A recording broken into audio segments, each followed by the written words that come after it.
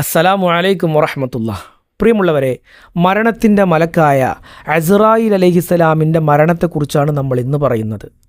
ഈ ലോകത്ത് ജനിച്ചു വീണ ഓരോ ജീവിയും ഒരു നാൾ മടങ്ങിപ്പോകേണ്ടതുണ്ട്.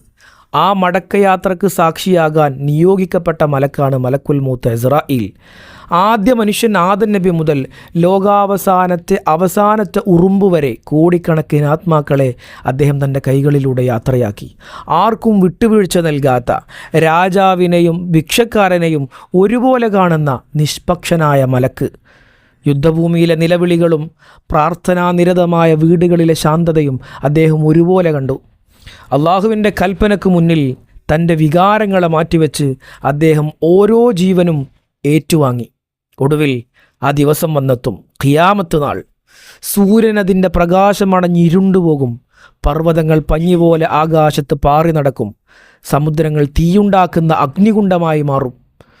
ആ ഭീകരമായ നിമിഷത്തിൽ ഇസ്രാഫീൽ അലൈഹിസ്സലാം തൻ്റെ കാഹളം മുഴക്കും. ആദ്യത്തെ ആ ശബ്ദം കേൾക്കുന്നതോടെ ആകാശഭൂമികളിലുള്ള സർവ്വചരാചരങ്ങളും നിശ്ചലമാകും.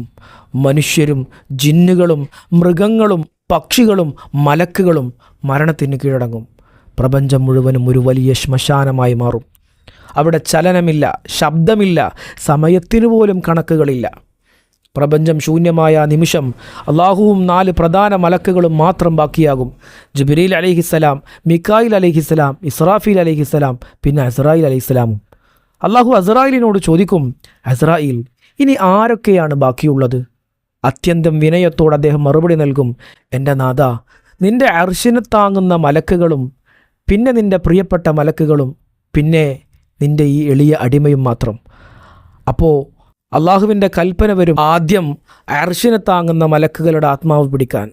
അത് കഴിഞ്ഞ് ഓരോരുത്തരായി വിട പറയും. വഹ്യുമായി വന്ന ജിബ്രീൽ അലൈഹിസ്സലാം വിടവാങ്ങും. ഭക്ഷണവും മഴയും നിയന്ത്രിച്ച മികായിൽ അലൈഹിസ്സലാം യാത്രയാകും. കാഹളം മുഴക്കിയ ഇസ്രാഫീൽ അലൈഹിസ്സലാം നിശ്ചലനാകും. ആയിരക്കണക്കിന് വർഷങ്ങൾ തന്നോടൊപ്പം ദൗത്യം നിർവഹിച്ച കൂട്ടുകാർ ഓരോരുത്തരായി മണ്ണിൽ വീഴുന്നത് അസ്റായീൽ അലൈഹിസ്സലാം വേദനയോടെ നോക്കി നിൽക്കും.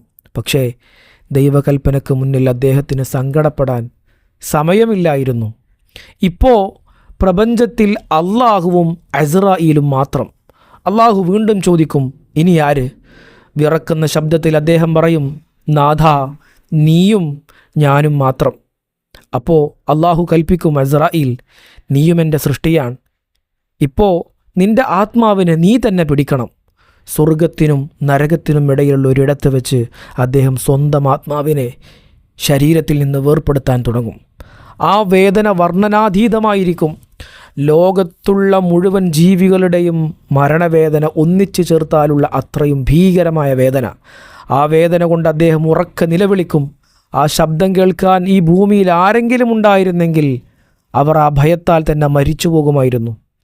വേദനയാൽ പുളയുമ്പോൾ അസ്റായീൽ അലൈഹിസ്സലാം തേങ്ങിക്കൊണ്ട് അള്ളാഹുവിനോട് പറയും, എൻ്റെ റബ്ബേ, മരണത്തിന് ഇത്രത്തോളം വേദനയുണ്ടെന്ന് ഞാൻ അറിഞ്ഞിരുന്നില്ല. ഇത്രയും വലിയ നോവാണെന്ന് മുൻപേ അറിഞ്ഞിരുന്നുവെങ്കിൽ നിൻ്റെ വിശ്വാസികളായ അടിമകളുടെ ജീവൻ പിടിക്കാൻ ഞാൻ ഒരിക്കലും സമ്മതിക്കുമായിരുന്നില്ല. അവർക്ക് ഈ വേദന നൽകാൻ എനിക്ക് മനസ്സ് വരുമായിരുന്നില്ല. അവസാനം ആ മഹാമലക്കും മരണത്തിന് കീഴടങ്ങും. പ്രപഞ്ചം പൂർണ്ണമായും ശൂന്യമാകും. അഹങ്കരിക്കാൻ അവിടെ ആരുമില്ല. അധികാരം ഗണിക്കാൻ രാജാക്കന്മാരില്ല. സമ്പന്നനില്ല, ദരിദ്രനില്ല. ആ നിശബ്ദതയിൽ അള്ളാഹുവിൻ്റെ ചോദ്യം മുഴങ്ങും, ലിമനിൽ മുൽക്കു അൽയൗം, ഇന്ന് ആർക്കാണ് അധികാരമുള്ളത്? മറുപടി നൽകാൻ അവിടെ ആരുമില്ല. അപ്പോൾ അള്ളാഹു തന്നെ മറുപടി പറയും, ലില്ലാഹിൽ വാഹിദിൽ ഖഹാർ, ഏകനും സർവശക്തനുമായ അള്ളാഹുവിന് മാത്രം.